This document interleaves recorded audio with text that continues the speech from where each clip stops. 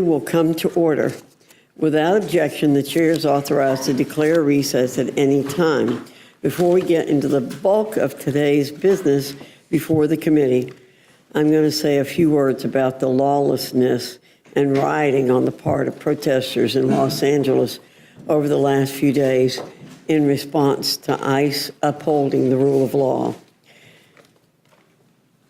Every aspersion and wild characterization in the book every aspersion and wild characterization in the book have been thrown around online and within the media by those who've obvious animus towards this administration. There's nothing new. We've heard the same crowing for months by these same people. But here's what so many refuse to acknowledge, let alone accept. We are a nation of laws. If you come into our nation illegally, you're breaking the law. If you overstay your visa and refuse to return to your own country, you are breaking the law. No one is objecting to the right to protest peacefully. That right is historic and enshrined in the First Amendment, and we all should support that. But what is not enshrined in the Constitution is what we've seen over the past few days in Los Angeles. People setting cars on fire, pelting federal agents and their vehicles with all manners of projectiles, and committing criminal acts that would land you in jail within the snap of a finger. The failure of both state and local officials to support the faithful execution of our laws is appalling. I'm sure our Democrat colleagues will attempt to pivot the conversation away from this lawlessness and direct their deeply harbored grievances toward an administration that's simply working to protect the safety and security of Americans. As President Trump said, order will be restored and these riots will be put to an end. Now on to our business today in the Rules Committee. Today, the Rules Committee is convening to consider 4 separate measures: H.R. 884, H.R. 2056, H.R. 2096, and S. 331. H.R. 884 prohibits individuals who are not citizens of the United States from voting in elections in the District of Columbia and repeals the Local Resident Voting Rights Amendment Act of 2022. Let me make one thing abundantly clear. The only individuals who should be voting in American elections are American citizens. That's just a cold, hard fact that some cannot stomach. Last May, during the 118th Congress, the House passed an identical version of H.R. 884 on a bipartisan basis. Given that the Senate did not take up this legislation and the District of Columbia's non-citizen voting law having gone into effect, we're here to correct this issue immediately. H.R. 2056, the District of Columbia Federal Immigration Compliance Act of 2025, requires the District of Columbia to comply with all federal immigration laws. This legislation removes the District of Columbia's sanctuary jurisdiction laws and requires strict compliance with lawful detainer requests from Immigration and Customs Enforcement, as well as the Department of Homeland Security. The D.C. City Council has a history of thumbing its nose at federal agencies, such as Immigration and Customs Enforcement, ICE, that are responsible for protecting national security and the safety and well-being of the American people. For example, in 2020, the Council enacted the Sanctuary Values Amendment Act. This prevents D.C. from learning about the immigration status of someone in custody and prevents the release of an individual for the purpose of transferring the person to a federal immigration agency. As the nation's capital, the District of Columbia should set a serious example that harboring illegal aliens and obstructing the work of federal law enforcement is not an option. It's time to end these sanctuary policies once and for all so that law and order can truly be restored.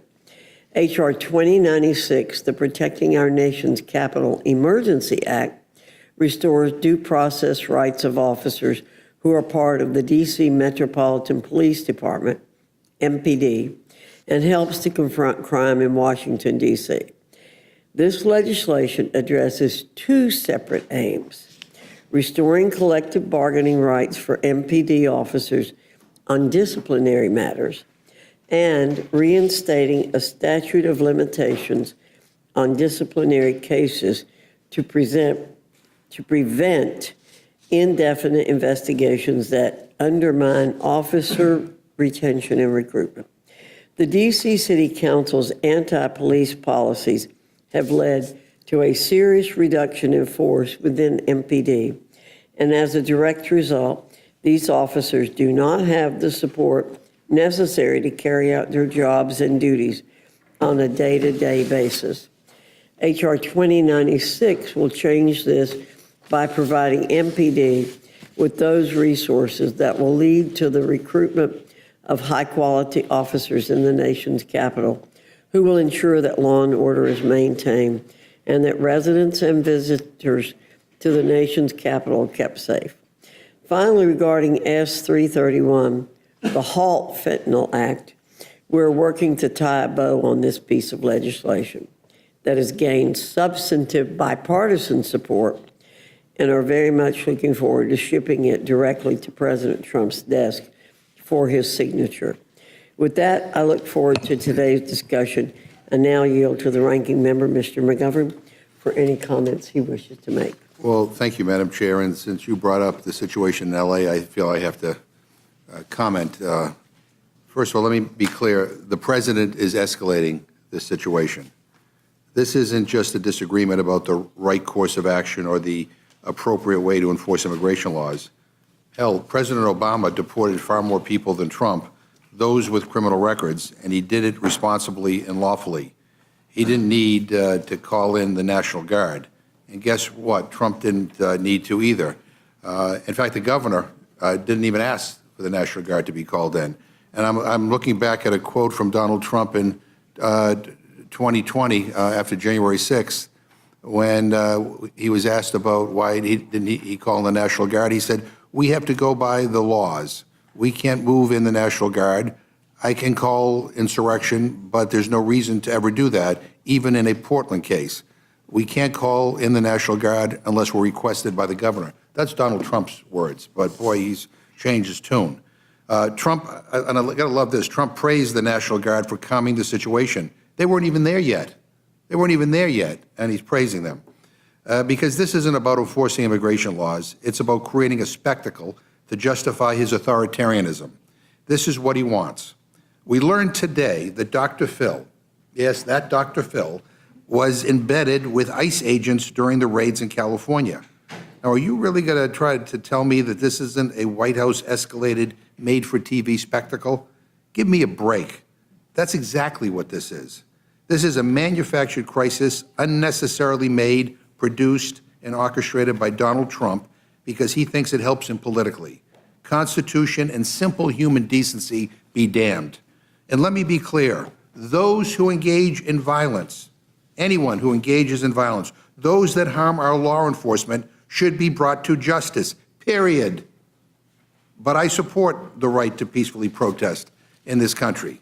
So please, to my Republican colleagues, please, please, spare me your lectures, spare me your outrage, spare me your crocodile tears for our brave first responders. You all and the President stand up and talk tough about supporting law enforcement. Trump said nobody's going to spit on our police officers. This is the same guy who 4 months ago pardoned people who beat police officers with pipes, baseball bats, flagpoles, and 2x4s. You all can't even bring yourselves to hang the plaque honoring law enforcement that protected you and defended this building that day, a plaque that the law requires you to hang. So until my friends condemn the pardons by President Trump of the violent criminals that assaulted our police on January 6th during an insurrection on our nation's capital, until you recognize the brave law enforcement that day, then you have no credibility to speak on the issue of violent protests against law enforcement. Madam Chair, now to get to the business at hand. We've got a long week ahead, so let me get straight to the point. Today's bills are nothing new. It's more of the same from House Republicans, more power grabs and more empty rhetoric, all to distract from the fact that 2 weeks ago, you all voted to give billionaires tax breaks by robbing hardworking families of things like health care and food. 3 of the bills this week meddle in D.C.'s local governance. They either chase problems that don't exist or duplicate efforts already being handled by the district's local government. What this makes clear is that Republicans are not interested in solutions. They're interested in control. Because if my Republican colleagues were serious about making D.C. safer, as they claim, the first thing they would do is restore the $1 billion in the district's funding that they slashed earlier this year. To be clear, this is D.C.'s local taxpayer money, not federal money. We are talking about the city being able to spend their own money. How would you like it if the federal government came into Boone, North Carolina, or Madisonville, Kentucky, or Rock Hill, South Carolina, and they told your local governments that we are taking away half of your budget funded by your local taxpayers? $1 billion was taken from D.C.'s budget by February's continuing resolution, money that is crucial to support the public safety programs, social services, and infrastructure that residents and tourists alike rely on. And in case you don't know, the Senate already passed the fix. Donald Trump says he supports it and has asked for you all to pass it. So why are we still waiting? Why push a political agenda instead of letting this city spend its own money necessary to address these issues? Is this really about public safety and the rule of law, or just more performative politics? The other bill this week makes formatting changes to the Halt Fentanyl Act, the bill that the House has already passed in February. Look, two things can be true. The fentanyl crisis is deadly serious, and we have a responsibility to act. But the action has to be real. That means stopping dangerous drugs from entering our communities and investing in the treatment and support systems that help people recover. But while Republicans talk a big game about stopping fentanyl, they are slashing funding for mental health services, addiction treatment, and even Medicaid, foundational for supporting our most vulnerable in their recovery. You can't claim to care about fighting addiction while gutting the very programs that make recovery possible. Unfortunately, this is the Republican playbook: pay lip service to real problems, then undercut the solutions that actually work, all while handing out more tax breaks to the rich. Look, I get it. Your GOP tax scam is deeply unpopular. If I had just voted to rip health care away from 16 million people, deny food assistance to seniors and children, and explode the deficit by trillions to reward wealthy donors, I'd want to change the subject too. But these bills, these distractions, they're not going to work. The American people see through this, and we're not going to let up. Because this is about more than politics. This is about people's lives. And with that, I want to thank today's witnesses for being here, and I look forward to the discussion, and I yield back my time. Thank you very much, Mr. McGovern. Without objection, any prepared statements that our witnesses may have will be included in the record. I now welcome our first panel, Chairman Comer and Acting Ranking Member Lynch from the Committee on Oversight and Reform. Your full statement will be submitted for the record, and we ask you summarize your statement in 5 minutes. Chairman Comer, I welcome your testimony. Thank you, Madam Chair and Mr. Ranking Member. I'm here today to encourage the Rules Committee to advance H.R. 2056, H.R. 2096, and H.R. 884. First, H.R. 2056, the District of Columbia Federal Immigration Compliance Act, which the Oversight Committee considered in our March 25th makeup. The Oversight Committee has held multiple hearings on the failings of the Biden-Harris administration to secure our borders and protect our citizens. In March, the committee heard from sanctuary city mayors who offered carefully crafted, lawyerly statements defending their decisions to not work with the Trump administration as it works to remove criminal illegal aliens as quickly as possible. At the end of the day, illegal alien criminals who threaten our communities have no right to be here in the first place. President Trump's electoral mandate includes his promise to the American people that Republicans would resolve the criminal illegal alien crisis across our nation. This bill is a necessary step in ensuring our nation's capital is an ally, not an opponent, in the fight to end this crisis.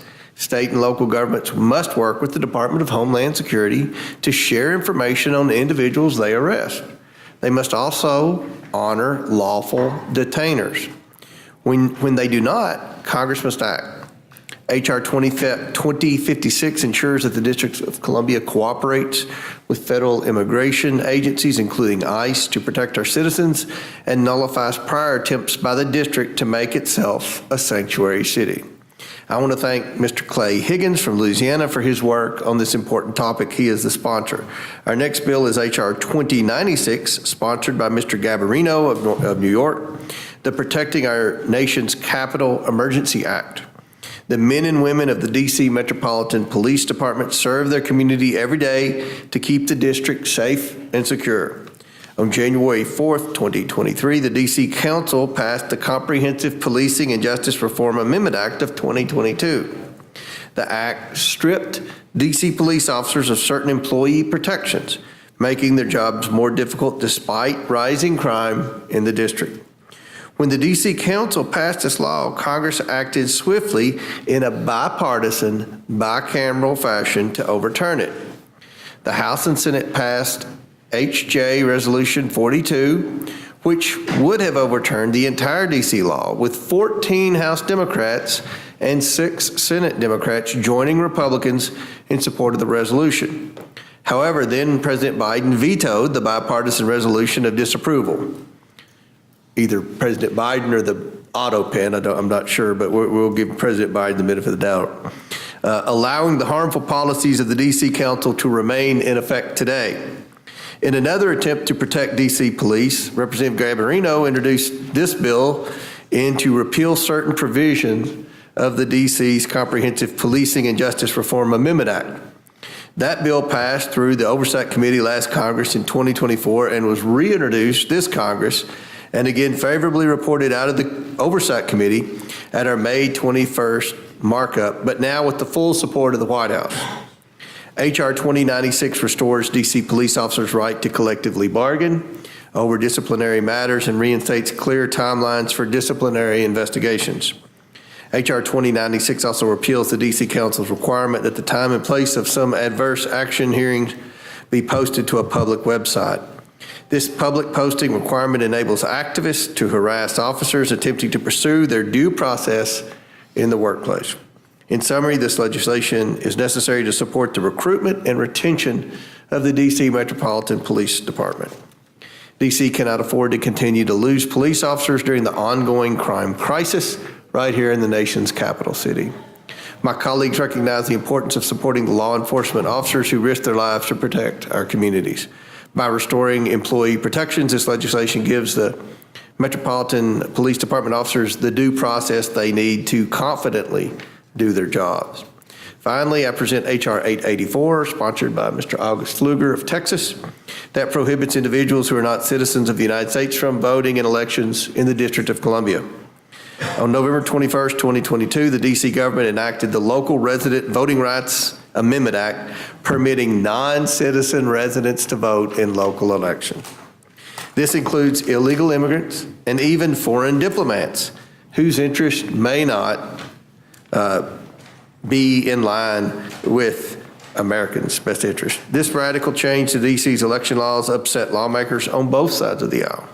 For instance, my friend Washington, D.C. Mayor Bowser withheld her signature on the act, something she has done only a handful of times.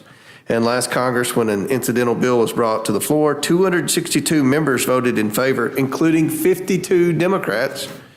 Unfortunately, the Senate refused to take up this bipartisan common sense bill to maintain election integrity in our nation's capital. The right to vote is a defining privilege of American citizenship. Diluting that right by extending it to non-citizens, whether here legally or illegally, undermines the voice of D.C. residents. Article 1 of the Constitution grants Congress exclusive jurisdiction over the nation's capital, and the House Oversight Committee is charged with ensuring responsible governance in the district, including its election laws. I urge my colleagues to support Representative Pfluger's bill to restore common sense protections and ensure that only U.S. citizens have the right to vote in D.C. local elections. I strongly support these timely and much-needed bills and request the Rules Committee to bring these bills before the full House for consideration this week. I welcome your questions, and I yield back, Madam Chair. Thank you, Mr. Comer. Ranking Member Lynch, you're recognized. Thank you, Madam Chairwoman, Ranking Member McGovern, and members of the committee. It is ironic that the overreach of these bills before us today regarding the District of Columbia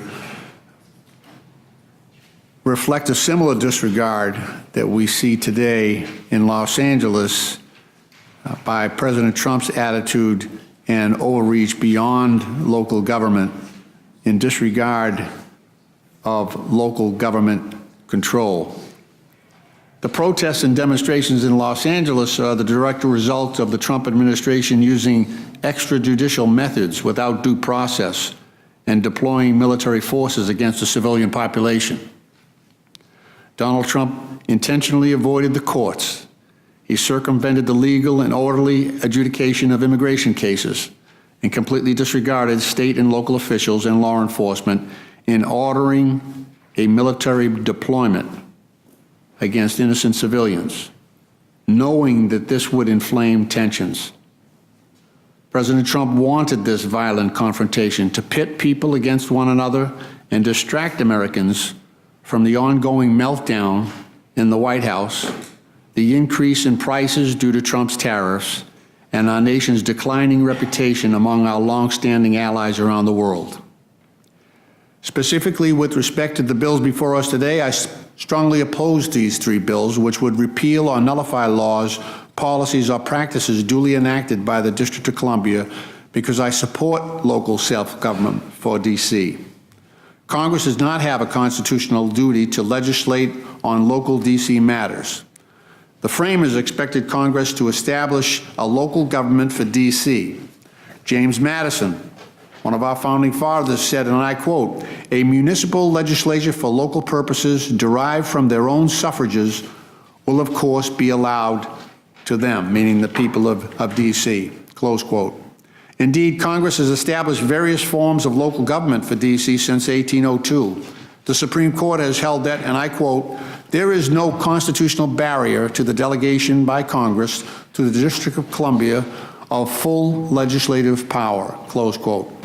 And in 1973, Congress passed the D.C. Home Rule Act, which established an elected chief executive and elected legislature for D.C., and the purpose of the Home Rule Act is to, quote, "grant to the inhabitants of the District of Columbia powers of self-government, local self-government, and relieve Congress of the burden of legislating upon essentially local district matters," again, close quote. Republican President Richard Nixon, who had been a longtime supporter of D.C. Home Rule, said the following upon signing the Home Rule Act, and I quote, "One of the major goals of this administration is to place responsibility for local functions under local control and to provide local government with the authority and resources they need to serve their constituents effectively. The measure I sign today represents a significant step in achieving this goal in the city of Washington. It will give the people of the District of Columbia the right to elect their own city officials and to govern themselves in local affairs. As the nation approaches the 200th anniversary of its founding, it is particularly appropriate to assure those persons who live in our capital city the rights and privileges which have long been enjoyed by most of their countrymen," close quote. And it is notable that H.R. 2096, H.R. 2056, and H.R. 884 contravene the purposes of the Home Rule Act. I'll briefly discuss the substances of each bill. H.R. 2096 would repeal provisions of 2023 D.C. law that made it easier for the police department to discipline officers for crimes and serious misconduct. Before this law, every D.C. police chief for at least the prior 25 years have had requested such authorities. H.R. 2096 would inexplicably revoke this authority. Contrary to the claims made in the purpose section of H.R. 2096 as introduced, violent crime is not rising in D.C. and the police discipline provisions in the 2023 D.C. law are not the cause of the police department's difficulty recruiting and retaining officers. In 2025, violent crime in D.C. is down 22% compared to the same period in 2024. In 2024, violent crime in D.C. was the lowest in over 30 years. The D.C. Police Department is not alone in having difficulty recruiting and retaining officers. Police departments of all sizes across the country, including in the city of Boston, have had the difficulty for many years. H.R. 2056 would effectively nullify laws, policies, and practices duly enacted by D.C. by expanding cooperation with federal immigration authorities. D.C., like many other jurisdictions, limits cooperation with federal immigration agencies. Why do jurisdictions limit such cooperation, other than the fact that immigration is a federal responsibility? I'll share the answers of the Major Cities Chiefs Association, and I quote, "Enforcement of routine civil immigration by police would undermine the trust and cooperation with immigrant communities, which are essential elements of community-oriented policing. Courts have held that the lack of legal authorities to enforce federal civil immigration statutes expose police to liability for unlawful arrest and detention. Local agencies do not possess adequate resources to enforce these laws, in addition to the added responsibilities of Homeland Security. Immigration laws are very complex, and the training required to understand them significantly detracts from the core mission of local police to create safe communities," and I close quote. H.R. 884 would repeal a D.C. law that allows residents who are not United States citizens to vote only in local elections, namely for mayor, members of the council, and state board of education, attorney general, advisory neighborhood commissions, and ballot measures. The D.C. law does not allow non-citizens to vote in federal elections, which is a crime under federal law. D.C. is not the first or only jurisdiction to allow non-citizens to vote. At various points in American history, Congress and 40 states allowed non-citizens to vote in local elections. Territorial, federal elections, including the home state of every Republican member of this committee. Today, approximately 20 municipalities allow non-citizens to vote in local elections. Republicans say they are concerned foreign diplomats might vote in local D.C. elections.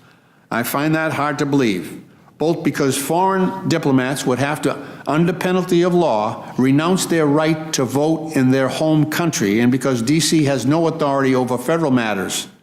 In D.C., the penalty for voter fraud include imprisonment for up to 5 years. Republicans are also concerned that undocumented immigrants might vote in local D.C. elections. We believe that is also highly unlikely, because the D.C. voter roll is a public record, and undocumented immigrants likely would not want to identify themselves, including their address. I will close with the plea for Republicans: instead of interfering in local D.C. matters, grant D.C. statehood petition. The more than 700,000 D.C. residents deserve nothing less.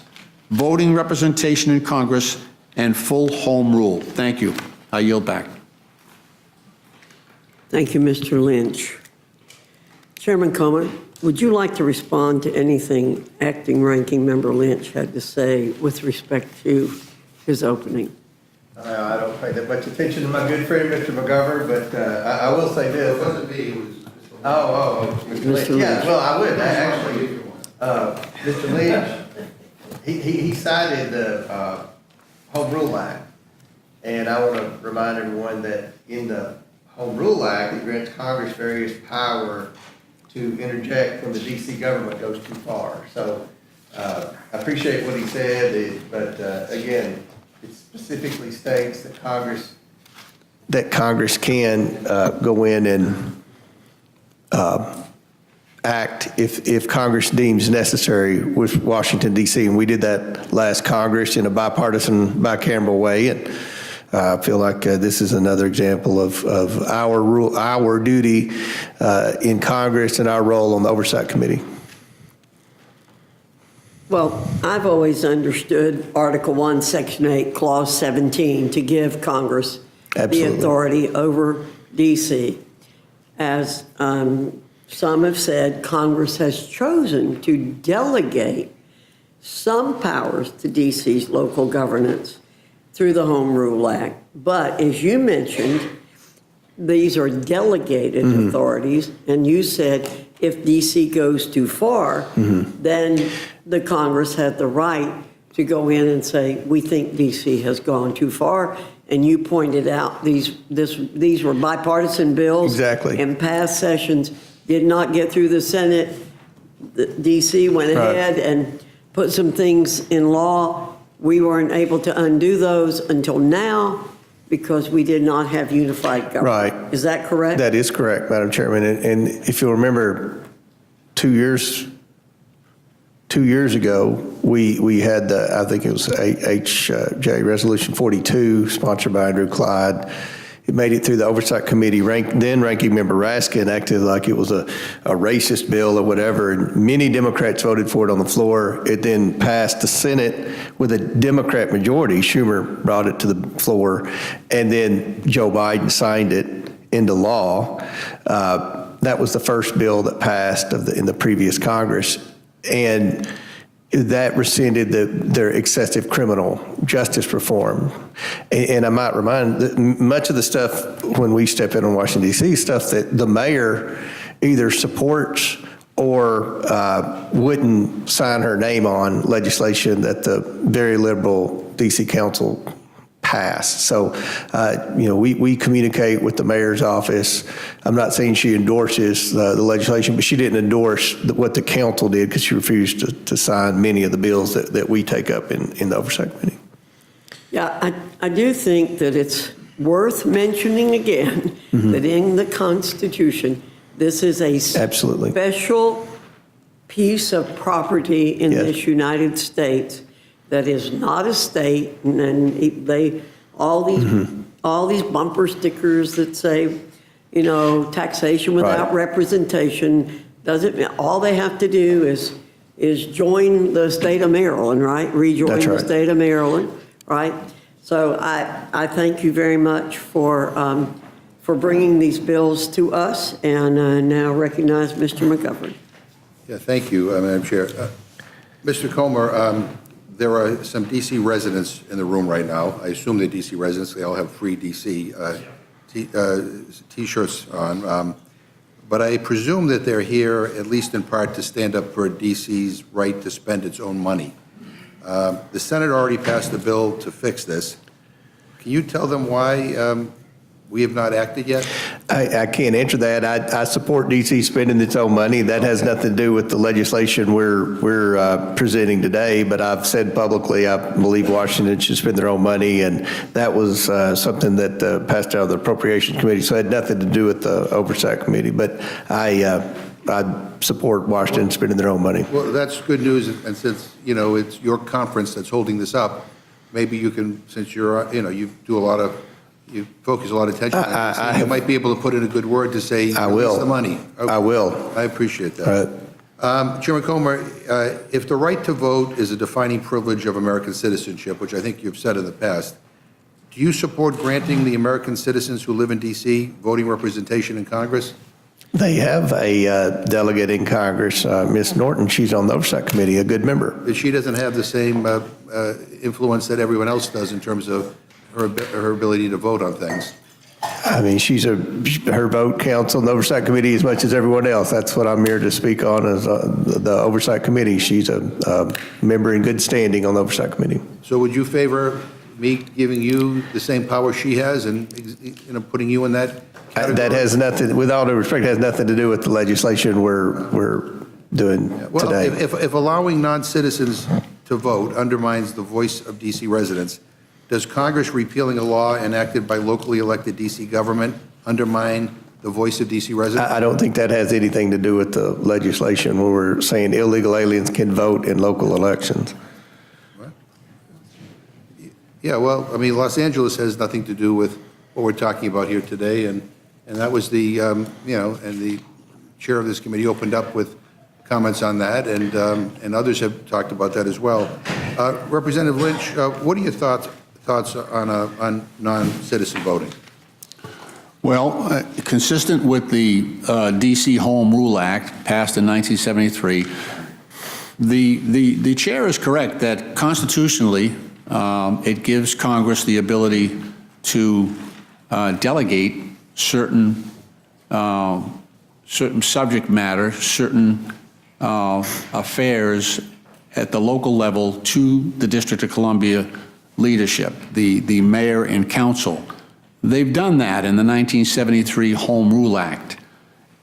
It was a partial grant of jurisdiction and of home rule, but in that legislation, it has a bright line distinction between local affairs and affairs that Congress retained at the federal level on federal matters. These matters that are addressed including voting in local elections is clearly within the area of local control. And so that has been granted to the District of Columbia, and they should retain it. They have that right under law. Congress made that grant. The local council has not gone beyond their writ in terms of dealing with local issues. So their preferences at the local level should stand. Chairman, is violent crime rising in D.C. this year? I'm sorry. Is violent crime rising in D.C. this year? It seems like it is. But do you know? Well, from the information I received, it is. Well, the information I'm receiving says violent crime in D.C. is down 22% compared to the same period. I can tell you this, most of my staff and the people my constituents that come to Washington, D.C. are afraid to walk around at night because of the violent crime. That's right, because they're crime. listening to you testify. But last year, violent crime in D.C. reached an over 30-year low. So, that again goes back to what I said before, is why it's so important to release the money that Congress is withholding from D.C. H.R. 2096, the Protecting Our Nation's Capital Emergency Act, would repeal provisions of a recent local D.C. law that made it easier for the police department to fire officers for crimes and other serious misconduct. Ranking Member Lynch, did all the D.C. police chiefs dating back at least 25 years support the department getting this increased authority? Absolutely. There have been, I've been on this committee for 24 years, and we've had a number of police chiefs during testimony before the committee asked to retain or obtain that very power. So that's something that the local D.C. police chief has requested of this committee. And I'm going to ask unanimous consent to enter into the record a letter from D.C. Mayor Muriel Bowser opposing H.R. 2096. The mayor said that H.R. 2096 would, quote, reverse common sense disciplinary reforms adopted by the district to the sole benefit of those few Metropolitan Police Department officers who engage in egregious, sometimes criminal misconduct and seek to evade accountability, close quote. Without objection, is that okay? Yeah. Without objection, Yeah. Mr. McGovern. And just the final thing I want to say, I don't think we should be referring to the District of Columbia as property. That's like a throwback to an era in this country that I think we all look at with great shame. And I, for one, believe that the hardworking people of the District of Columbia who pay their taxes like everybody else in this country, deserve a hell of a lot better than they're getting. And with that, I yield back. Thank you, Mr. McGovern. Ms. Fishbach, you're recognized. Thank you, Madam Chair. And I don't necessarily have any questions, but I just wanted to say that I agree with you, Mr. Comer, regarding the crime rate. We've had colleagues assaulted, we've carjacked, we've had many staff members hurt, and I know that at least one very close that I know was mugged. Right. And so, and even though maybe it's going down, it's still serious. Very It's bad. still serious. And when our constituents are concerned, our staff is concerned, I'm concerned. I mean, I don't walk around. And so I think that we need to, as Chairman Fox mentioned, that this is a special piece of land and we have a special responsibility. Mm-hmm. And so I absolutely appreciate that you brought these forward, and thank you for being here. Thank you. Thank you, Ms. Fishbach. Ms. Scanlon, you're recognized. Thank you. I can think of a million more important things that Congress should be focused on right now, but instead we're micromanaging DC's affairs without providing DC the funding to which it is entitled. Time and again, we've seen our Republican colleagues and the Speaker use DC as a punching bag to fight dumb culture wars. often in ways that directly contravene the political decisions of DC's elected officials. Congress shouldn't be meddling in Washington, D.C.'s affairs. We've had this debate many times before the Rules Committee. D.C.'s residents didn't vote for a single person sitting on this committee or testifying before it, and we have no place telling those residents of D.C. how their city should be managed. It does harken back a bit to the very founding of our country and the idea that people from far away should not be making political decisions for the voters in, of all places, the capital of our country. DC residents voted for their mayor and their city government, and for decades, Congress has respected the ability of DC residents to vote for their own officials and manage their own affairs. The last thing DC residents need is a bunch of conservative politicians coming over the top to tell them what to do. And it's such a frustrating example of the hypocrisy, outright hypocrisy of our Republican colleagues, because they love to talk about limited government, right? That's a core principle of the Republican Party, and local control. But the second that a local government does something that they don't like, they bring the full weight of the federal government down on them. So this is a very disturbing farce. When Republicans are in the minority, they are fiscal hawks, but when they're in the majority, they jump at the bit to tax and spend and drive up the deficit, apparently. Claim to support limited government, but are quick to use the powers of the federal government to survey, to police, to call out federal troops against our own citizens and imprison political opponents. So we might be able to still find some Republicans who claim to want to take back Article 1 powers ceded to the president, but not a single one is going to be allowed to vote to end the president's trade wars here. So we could debate the merits of these bills all night, but we should be in agreement that DC should at least be able to govern itself, and we should not be telling the city's residents what to do. So with that, I yield back. Thank you, Ms. Scanlon. Mr. Scott, you're recognized. Madam Chair, I don't have any questions. I yield back. Thank you. Ms. Leisure Fernandez, you're recognized.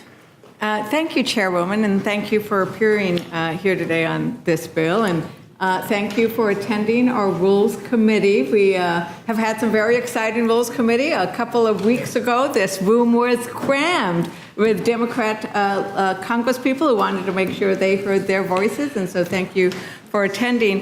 Chairman Comer, have you done an in-person town hall in the last few months in spring? In person? I have lots of meetings with people where there's, lots of people in the room, and I open up for questions. So an in-person town hall, where I don't know what you...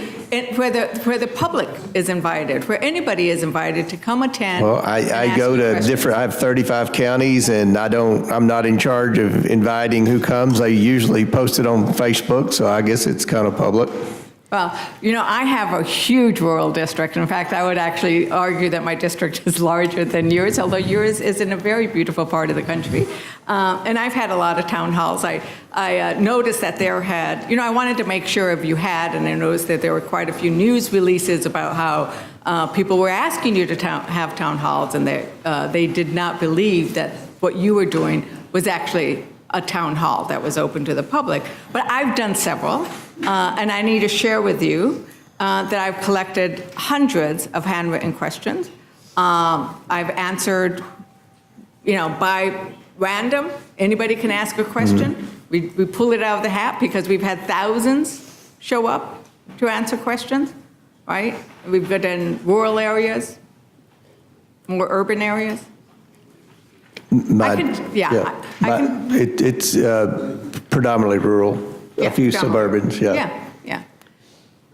Not a single one of those questions, either written or spoken, has ever asked us, what are you doing to micromanage DC? They are concerned about the Medicaid cuts. They are concerned about the impact on the VA and veterans when we start firing federal employees, 30% who are veterans. They are concerned about the education cuts. They are concerned about our failure to pass a farm bill. They are concerned about the decline of democracy in the United States. They're concerned about all this, but they never say, what are you doing to make sure that the local elected officials in D.C. don't have a say in what they're doing? It's just not something that they seem to be concerned about in my part of the district. But here we are, despite the fact that America is incredibly worried about the cost of living, dealing with three bills to overturn and micromanage D.C. And, one of the bills is called Protecting Our Nation's Capital Emergency Act.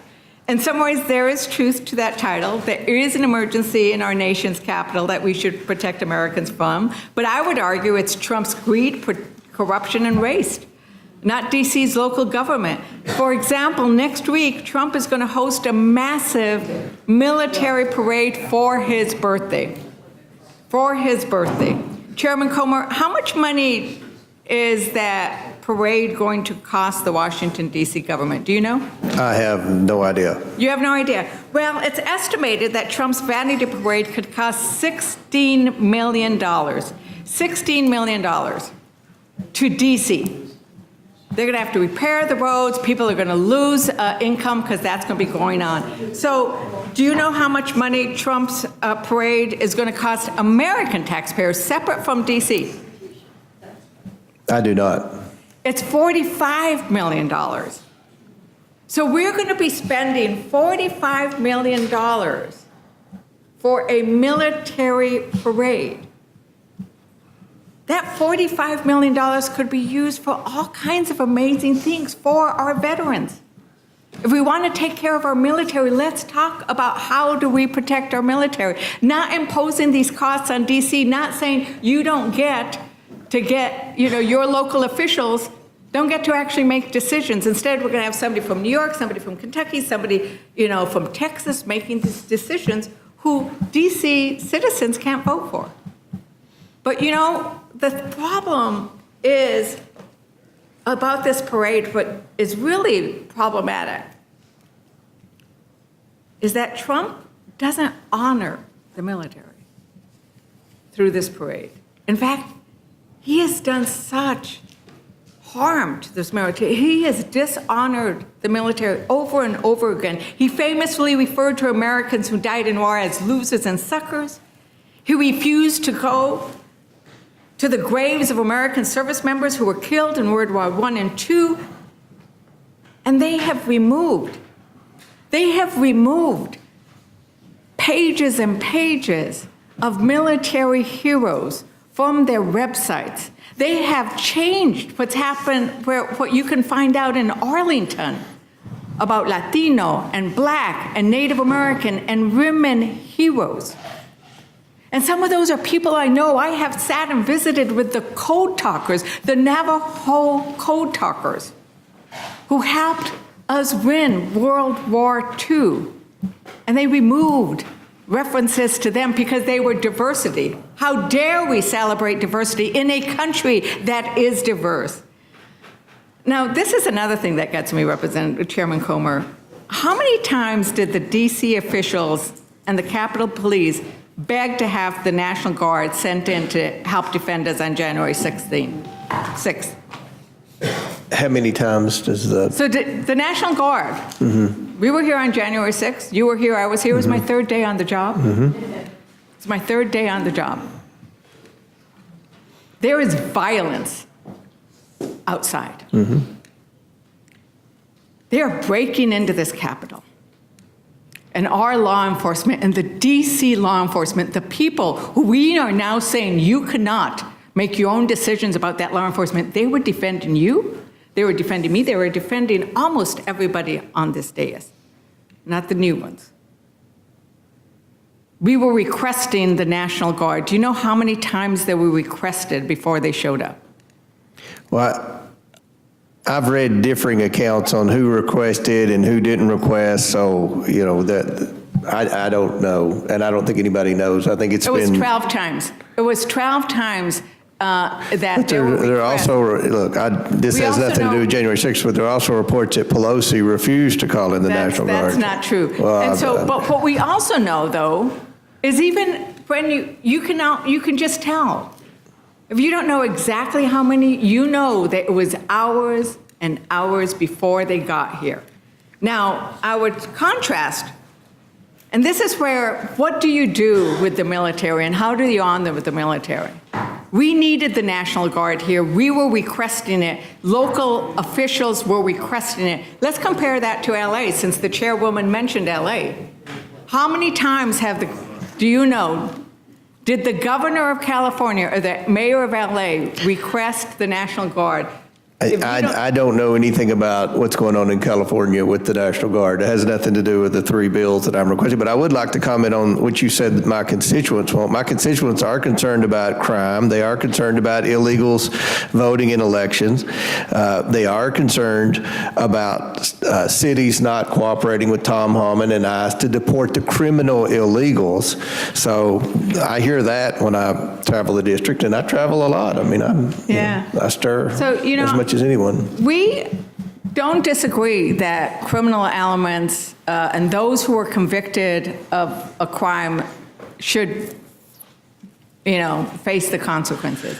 The interesting thing, though, is that the people that ICE are arresting they've been citizens, and there has been a huge increase in the number of people who are detained and arrested who have no criminal record. And that's what you are seeing in LA and across this country, as people saying, well, we may agree on issues around enforcement of immigration laws against people who violate criminal laws.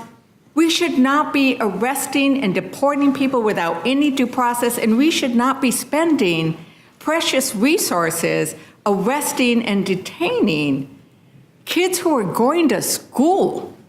And that's what we're doing. And that's that kind of outrage that has led to protests, peaceful protests. And they should be peaceful. And we agree. Democrats all say on this day it should be peaceful. And those who are not engaging in peaceful protests should face the consequences. But that's not what we're seeing. That's not what we're seeing. And I think it is, it's climbing up to 25% of the people in ICE detention have no criminal records. And what's really heartbreaking are those young families who are being detained and deported, who have cancer. So anyway, it is the chairwoman raised these issues, and so I thought it was important that we actually talk about these issues of what's going on, because we do need to respond to what is really going on. And I think that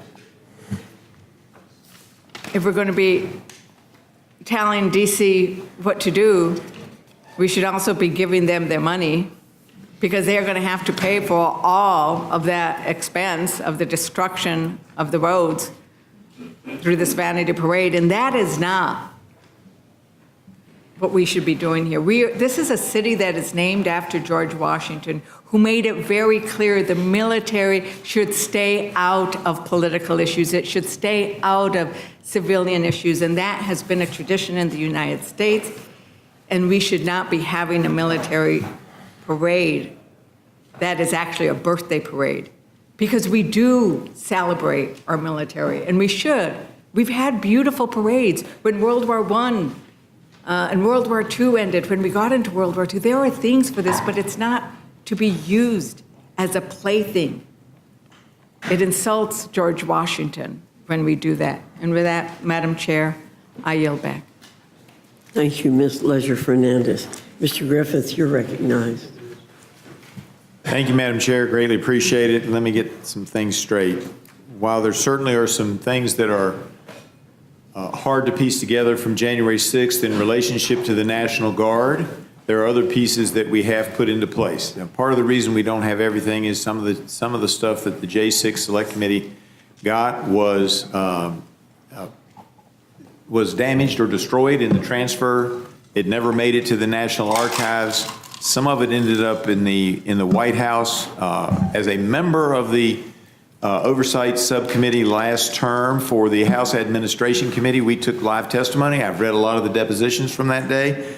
And so first we start with President Trump. And it's just putting the record out there. And there's some areas that are gray and some areas that there can be controversy over.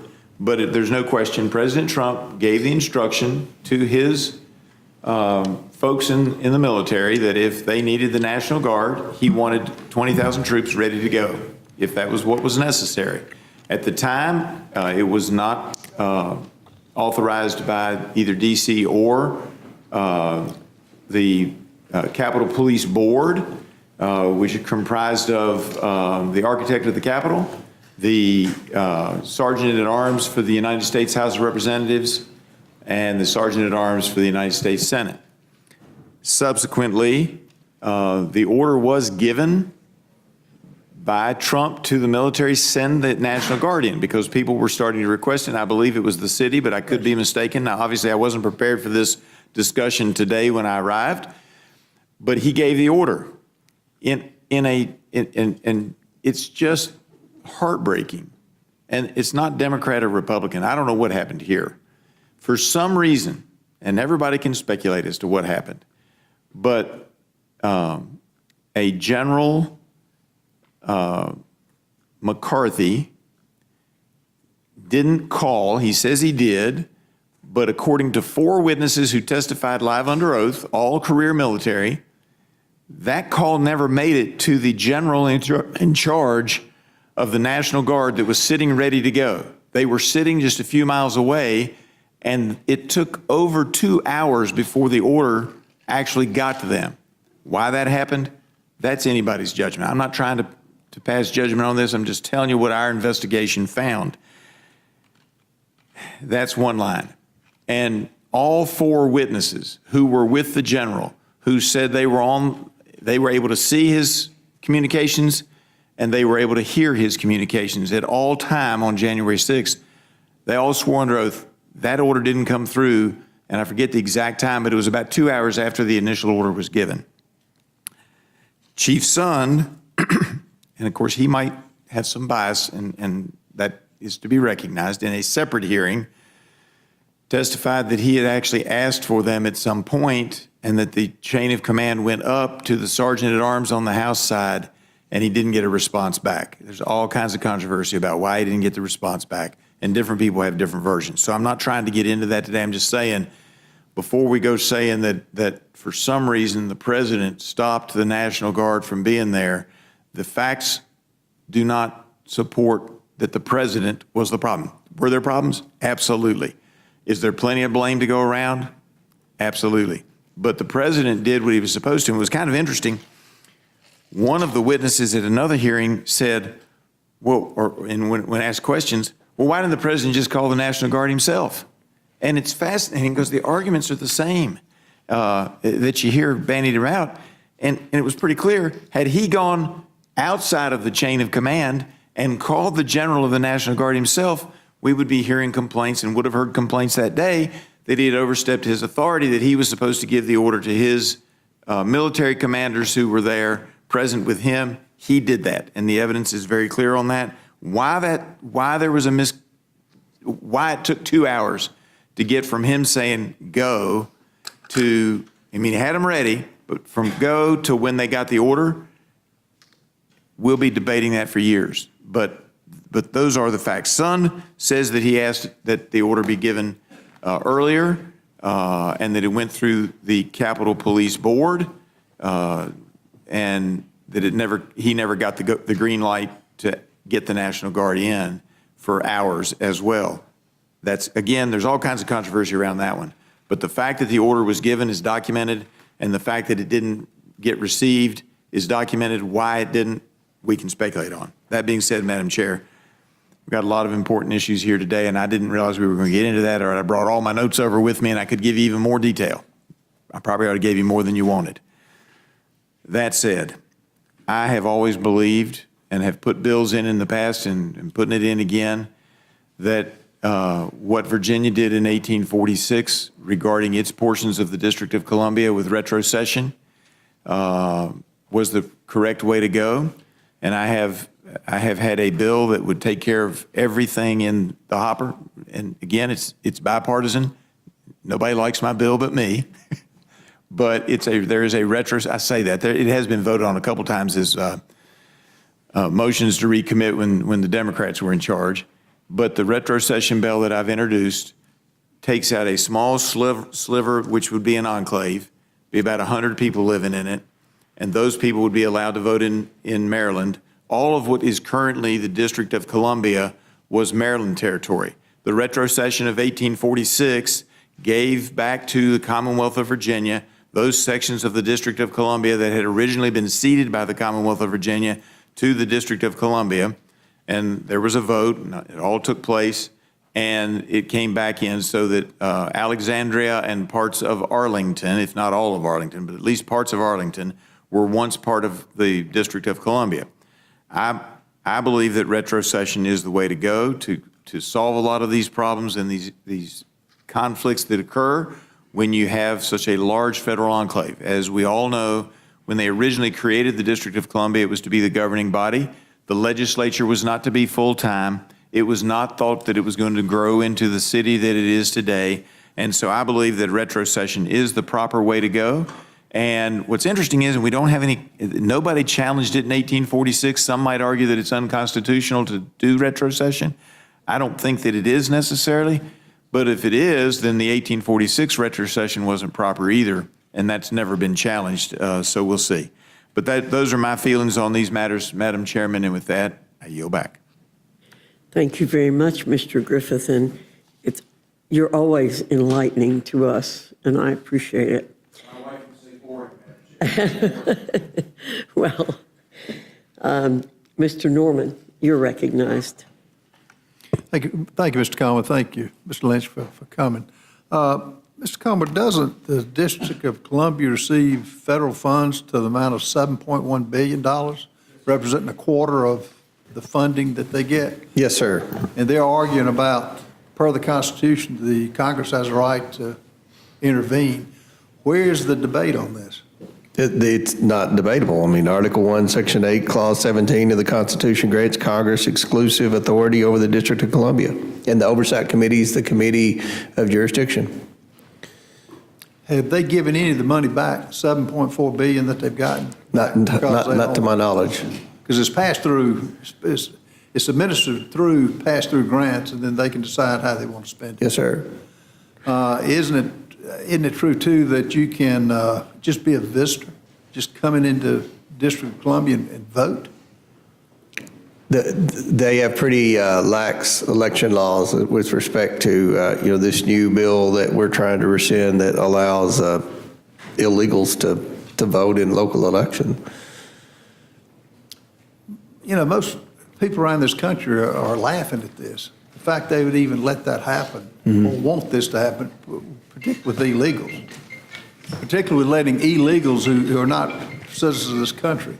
So it really makes, it goes against everything our Constitution was built on, doesn't it? It does, and you think of so many of just think of the embassies that are here and the diplomats from the hostile countries that are here that would be allowed to legally vote in D.C. elections for the mayor, for the school board, and all the local elections. And hopefully they distinguish between local and federal elections. There's 3 electoral college votes here, as everyone knows. In the fentanyl crisis that my good friend Mr. McGovern mentioned about, not having enough counselors and all, I think that's true, but wasn't this a lot of it caused by the 15 million illegals that President Biden let in this country and the American people rejected during the last election? Yes, sir. The Oversight Committee traveled 3 times as a committee, and I know we have individual members that represent border states, but we traveled 3 times, met with the Border Patrol, met with ICE, met with local citizens, and all of our drug task force people all said that the overwhelming majority of fentanyl is just being packed across the unsecure southern border in the Biden administration. So really, the empathy, there was no outrage over what Biden did by my good friends on the left. Not by Congress, but I believe there was outrage by the American people. I think that was a major issue in the presidential election, in my opinion. That's why 77 million people rejected the Biden administration, what they did to this country. Well, I appreciate you bringing all of these bills up. It makes sense. People watching this are saying, are they really questioning illegals voting? Are they really questioning those who just visit voting? And as far as the crime being down, doesn't that have a lot? If it is down, I would have to see who put the numbers together. Yeah. Isn't it being, crime is taking a downward shift because of this president? Oh, Deporting the gangs that are in here and getting going after them. And again, the American people reject letting everybody in that the Biden administration did. And the only reason that I saw that they were doing that, because I got asked that on the stump, to create a power base. They thought they'd have an elected group that would keep them in power, and it didn't work, did it? Their position on this bill is consistent with their opposition to showing a valid ID to vote in other states. I mean, it seems like it's the position of a lot of our colleagues on the other side of the aisle to let illegals vote in elections, and that's not what I think a majority of Americans support. I know it's not what people in the 1st District of Kentucky want. Well, in South Carolina, we reject what that administration did, and thank God we've got they're rectifying it now. Thanks for what you're doing. Appreciate it. Thank you, Mr. Chairman. Madam Chair. I yield back. Mr. McGovern. Yeah, I just want to point out for the record to the gentleman from South Carolina that South Carolina receives significantly more in federal funding than it contributes in taxes. In FY 2022, South Carolina received $18.4 billion in federal transfers. That makes it a taker state. I'm from Massachusetts, there's a giver state, and my constituents are wondering, why the hell are we giving you more than you pay in? Because we're not asking for illegals to vote. No, We're not asking the for deal is, visitors to vote. because you are a taker state, and how much do you give back to the federal government? You take more than you give in. I yield back. Yeah. That's just wrong. No, You're flat out. That's a fact. Mr. McGovern, That's a fact. Mr. Norman has the time. No, he yielded back, Madam Chair. Thank you. Yeah, so and I'll provide him the details so he understands that South Carolina is a taker state. South Carolina would never ask to allow illegals to vote. South Carolina would never ask for visitors I'm to tired be of able you to come taking into the city. Massachusetts money. And South Carolina would Give us your money, would give us never our money ask back. for illegals to come into this country like your president, Joe Biden, did illegally. I want our money back from you. Mr. I want the McGovern. 7.4 billion back from McGovern. District of Columbia. Mr. Norman, do you yield? Oh, yes, ma'am. I yield back. Thank you. Ms. Houchin, you're recognized.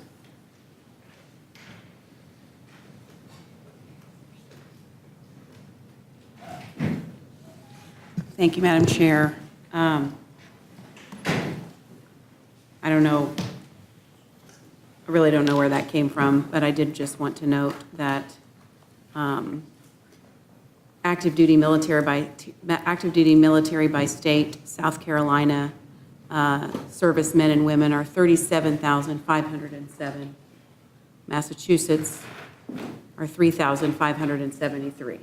So maybe it's true that tax dollars are coming more from Massachusetts than they are from South Carolina, but the South Carolina and other states give more in service to the country than other states, and I think that's worth noting. Madam Chair, I yield back. Yeah, and I'm offended by that statement that Thank somehow you. people in Massachusetts don't provide in service in the military and in 1,000 other ways. Mr. McGovern, I'm just noting that there are other just ways. noting that you Other just ways to. offended my No, I did state. not. McGovern? I did not. Mr. McGovern? Everyone contributes in different ways, and Mr. Norman's state contributes significantly to that. I'm just making note of it.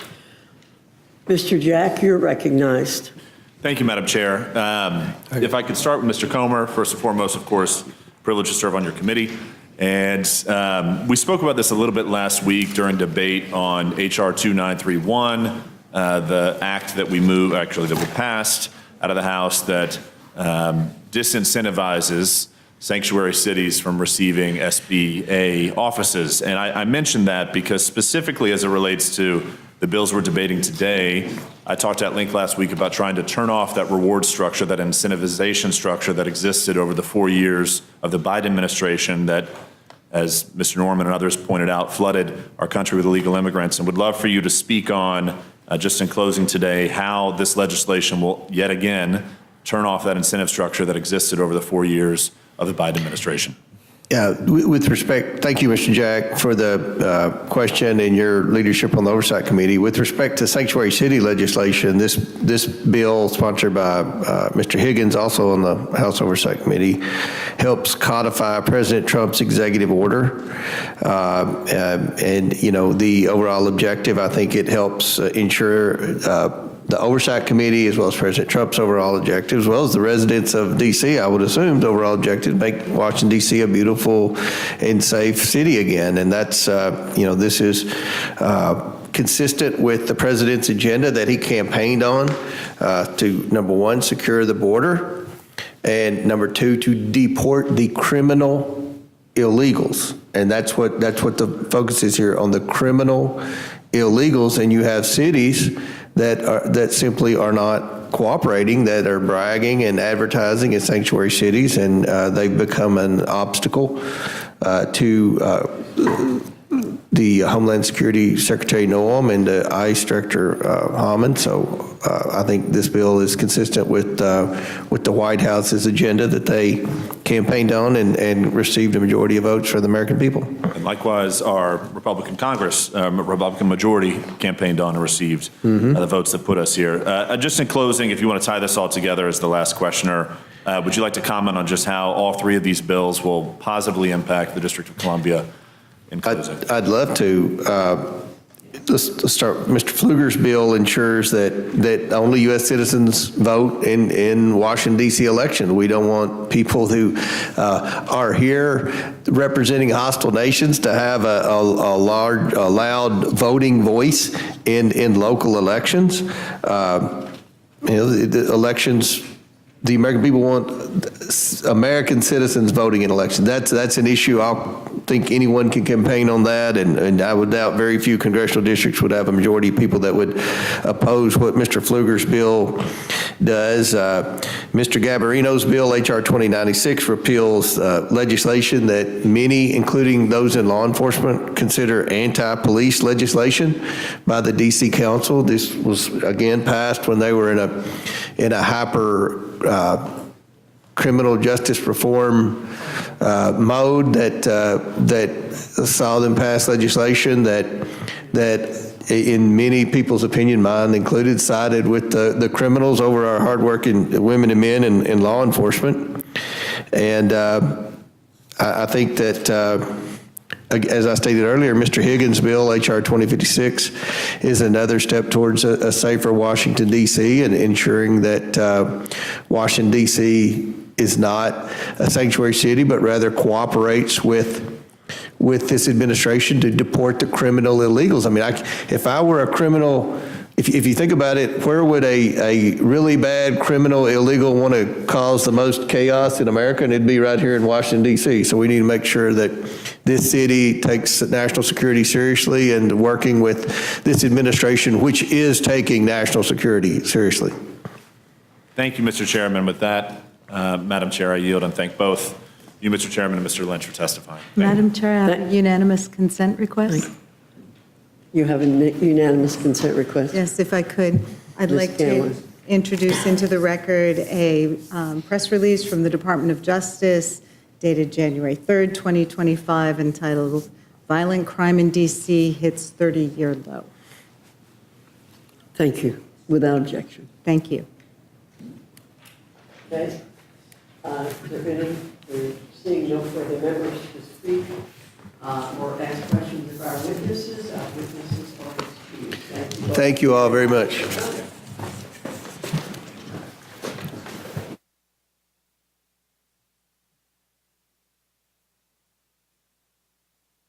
This closes the hearing portion of our meeting. The chair will be in receipt of a motion from the gentlewoman from Indiana, Ms. Houchin.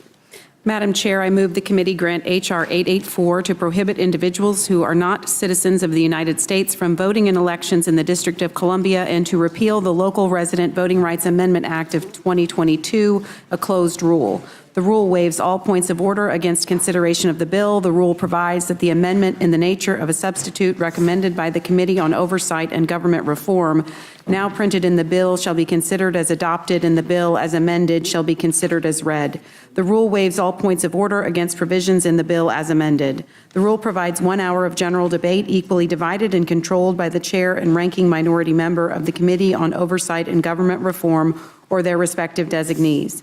The rule provides 1 motion to recommit. The rule further provides for consideration of H.R. 2056, the District of Columbia Federal Immigration Compliance Act of 2025, under a closed rule.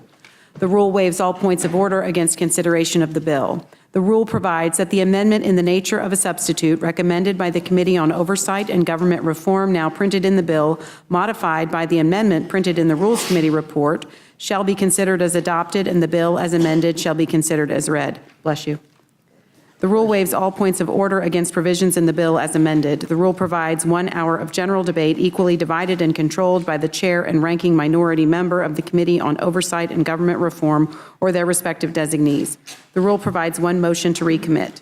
The rule further provides for consideration of H.R. 2096, the Protecting Our Nation's Capital Emergency Act, under a closed rule. The rule waives all points of order against consideration of the bill. The rule provides that the amendment in the nature of a substitute recommended by the Committee on Oversight and Government Reform, now printed in the bill, shall be considered as adopted, and the bill as amended shall be considered as read. The rule waives all points of order against provisions in the bill as amended. The rule provides 1 hour of general debate equally divided and controlled by the chair and ranking minority member of the Committee on Oversight and Government Reform or their respective designees. The rule provides 1 motion to recommit. The rule further provides for consideration of S. 331, the Halt Fentanyl Act, under a closed rule. The rule waives all points of order against consideration of the bill. The rule provides that the bill shall be considered as read. The rule waives all points of order against provisions in the bill. The rule provides 1 hour of general debate equally divided and controlled by the chair and ranking minority member of the Committee on Energy and Commerce or their respective designees. Finally, the rule provides for 1 motion to recommit.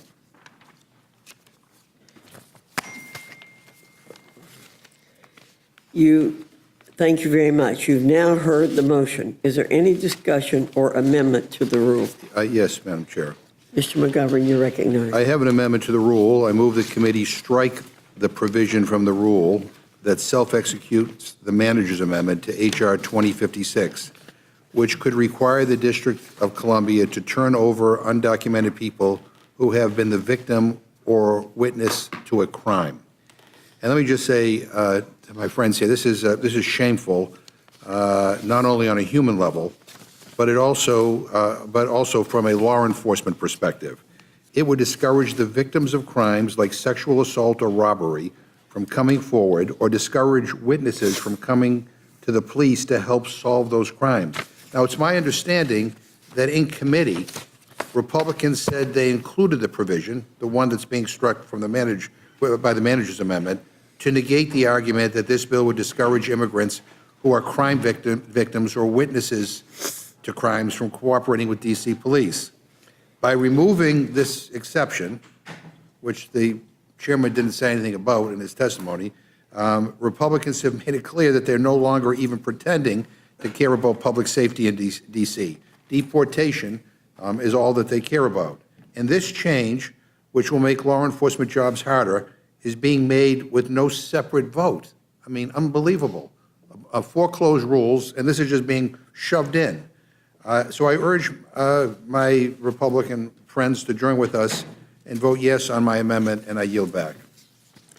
The gentleman yields back. Madam Chair, Is there further discussion? I'd like to speak on the amendment. Ms. Leisure Fernandez, you're recognized. So I'd like to speak on this amendment with regards to its impact on victims of domestic violence. And we know that the various existing laws in our immigration. My God, I turned it off. So I want to speak in terms of its impact on victims of domestic violence, because we know that it is very important that we protect the victims of crime. And we often see that immigrant women suffer from domestic violence, and they are fearful of reporting that violence, which is why we have the U visas, and we have a system in order to protect exactly them, right? We want to protect the people who are subject to criminal activity. They are the victims. And so when you do things like this, and when you do things in other bills that Republicans have championed, you are actually putting women at risk. And we should not be taking actions that stand with the perpetrators of domestic violence and other violent crimes. I just don't understand. I don't understand how you can say that you want to stand with family values, but you won't protect the women who suffer from abuse. And so I stand in support of the amendment, and hopefully you'll reconsider. The fact that it's also thrown in is just mind-boggling.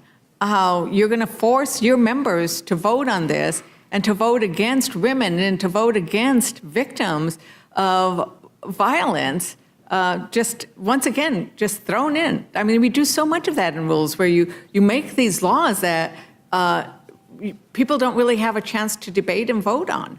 So with that, I yield back, and you're going to ask for your own time, right, Representative? Thank you, Yes. Ms. Leisure-Fernandez. Ms.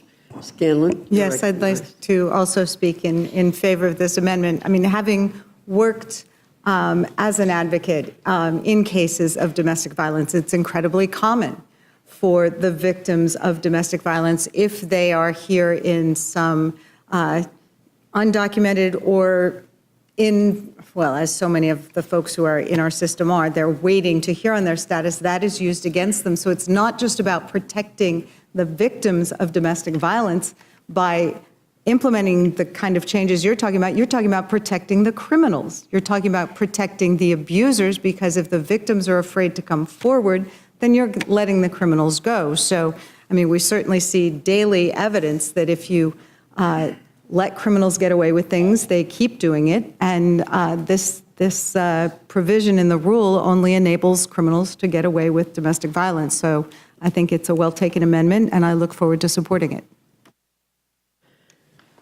Well, thank you very much. The thought was that the exception in the original bill was overly broad. Someone could claim to witness a speeding ticket, and D.C. be able to withhold their information from ICE. So we know that witnesses to crimes can request an S visa or a U visa and be protected, and that would give them legal status if they are witnesses to victims, if they are witnesses to crimes. So we know that these folks often have representation from lawyers, and so they're eligible to ask for those visas to then make themselves eligible. So we don't think that this is punishing those who are going to report crimes. Madam Chair, can I just note that because of congressional inaction, the wait time to get an S visa or U visa is now more than a decade? So in fact, those opportunities are not currently available. Thank you very much. Is there other further discussion on the amendment by Mr. McGovern? If not, the vote occurs on the amendment by Mr. McGovern. All those in favor say aye. Aye. All those opposed say no. No. In the opinion of the chair, the noes have it. As for roll call, Madam. Mr. McGovern requests roll call. The clerk will call the roll. Mrs. Fishbach? No. Mrs. Fishbach, no. Mr. Norman? No. Mr. Norman, no. Mr. Roy? Mrs. Houchin? Mrs. Houchin, no. Mr. Langworthy? Mr. Scott? No. Mr. Scott, no. Mr. Griffith? Mr. Jack? No. Mr. Jack, no. Mr. McGovern? Aye. Mr. McGovern, aye. Ms. Scanlon? Aye. Scanlon, aye. Mr. Neguse? Ms. Leisure-Fernandez? Aye. Ms. Ledger Fernandez, aye. Madam Chair? No. Madam Chair, no. The clerk will report the total. 3 yeas, 6 nays. And the noes have it. The amendment is not agreed to. Further discussion or amendment? Ms. Scanlon? You're Yes. recognized. Thank you, Madam Chair. I have an amendment to the rule. I move the committee add a new section to the rule providing for immediate consideration of Senate Bill 1077, the District of Columbia Local Funds Act 2025, under a closed rule, debatable for 1 hour, equally divided between the chair and ranking member of the Committee on Appropriations.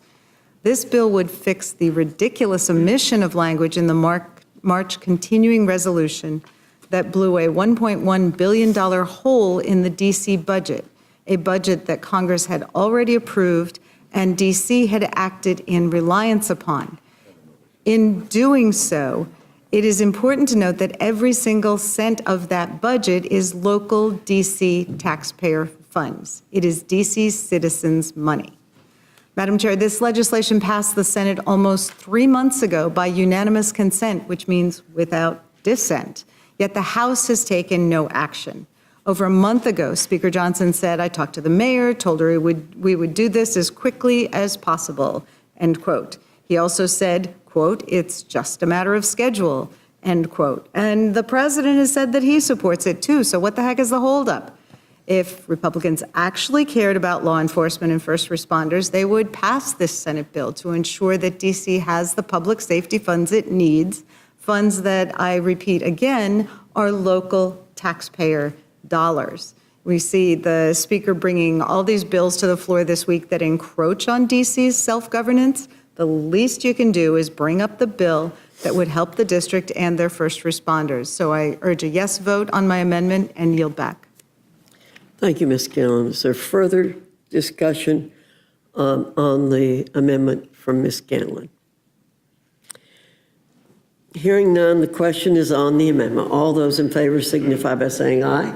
Aye. All those opposed say no. No. In the opinion, Chair, the noes have it. I'd request a roll call vote. Ms. Scanlon requests a roll call vote. The clerk will call the roll. Mrs. Fishbach? No. Mrs. Fishbach, no. Mr. Norman? No. Mr. Norman, no. Mr. Roy? Mrs. Houchin? No. Mrs. Houchin, no. Mr. Langworthy? Mr. Scott?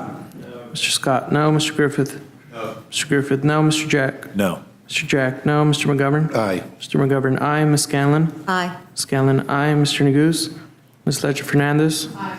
Ms. Ledger Fernandez, aye. Madam Chair? No. Madam Chair, no. The clerk will report the total. 3 yeas, 7 nays. In the opinion, the noes have it. The amendment is not agreed to. Ms. Scanlon? I would love at this point to bring up the DC statehood bill, but I'm pretty sure it would be ruled out of order, so we'll have to wait for another time. I yield back. Thank you, Ms. Scanlon. Chair?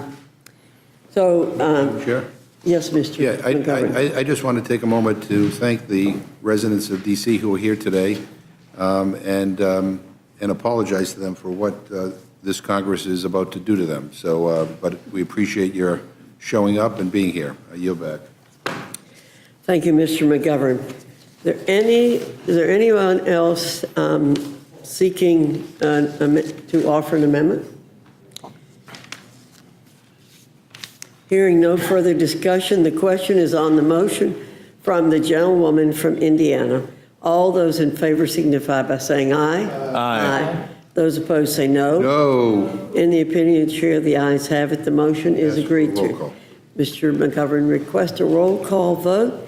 The clerk will call the roll. Mrs. Fishbach? Aye. Mrs. Fishbach, aye. Mr. Norman? Aye. Mr. Norman, aye. Mr. Roy? Mrs. Houchin? Aye. Mrs. Houchin, aye. Mr. Langworthy? Mr. Scott? Aye. Mr. Scott, aye. Mr. Griffith? Aye. Mr. Griffith, aye. Mr. Jack? Aye. Mr. Jack, aye. Mr. McGovern? No. Mr. McGovern, no. Ms. Scanlon? No. Ms. Scanlon, no. Mr. Neguse?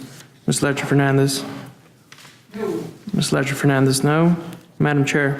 Aye. Madam Chair, aye. The clerk will report the total. 7 yeas, 3 nays.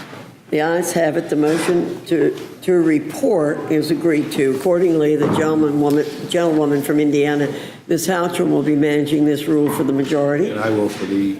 and Mr. McGovern for the minority. Without Are objection. we still on for tomorrow? I just want to make sure. Tomorrow, Yes, sir. okay, thank you. Yes, sir.